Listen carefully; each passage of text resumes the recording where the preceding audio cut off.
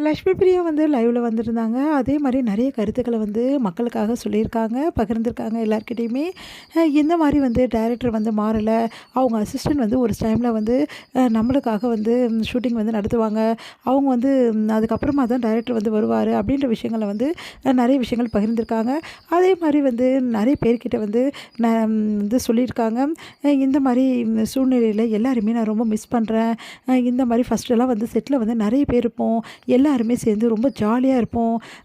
தங்கச்சிங்க, அதுக்கப்புறம் அக்காவா நடிக்கிறவங்க, தங்கச்சிங்களா நடிக்கிறவங்க, தங்கச்சியா நடிக்கிறவங்க எல்லாருமே இருப்பாங்க. அப்போ ரொம்ப ரொம்ப செட்டு கலகலன்னு இருக்கும். அந்த டைமில என்னால வந்து தனியா பேசக்கூட வர முடியாது லைவ்ல. ஆனா, இப்போ வந்து ரொம்ப லோன்லியா ஃபீல் பண்றேன். யாருமே இல்ல செட்ல. நான் மட்டும் தனியா இருக்க மாதிரி ஃபீலிங்கா இருக்கு. இந்த மாரி வந்து கதை வந்து நகர்றதால எனக்கு எல்லாருமே மிஸ் பண்ற மாரி தோணுது. அதே மாரி பாட்டியெல்லாம் வந்து டோட்டலா வந்து இதுக்கப்புறம் வரவே மாட்டாங்க.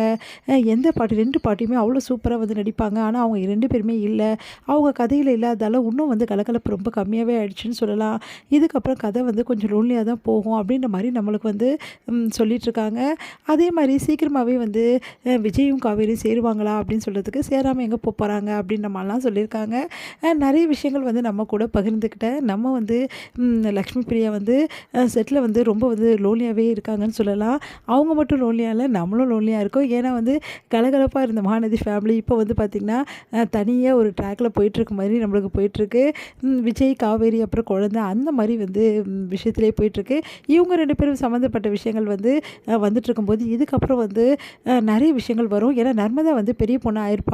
அவங்களையும் வந்து கண்டிப்பா காட்டுவாங்க.